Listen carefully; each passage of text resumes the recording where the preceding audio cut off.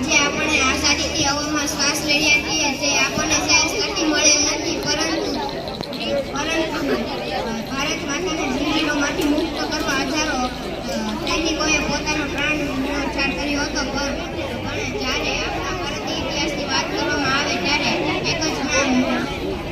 એક જ નામ સુવર્ણ અક્ષરે ચમકે છે શહીદ આઝમ ભગતસિંહ. હું આજે તમને ભગતસિંહ વિશે એક 28 સપ્ટેમ્બર 1907ના રોજ તેમનો પંજાબના બંગા ગામમાં તેમનો જન્મ થયો હતો. જ્યારે નાના છોકરા રમકડાથી રમતા હોય ત્યારે તે 12 વર્ષની ઉંમરે જલિયાવાલા બાગમાં જઈ લોહીકાંડથી થયેલા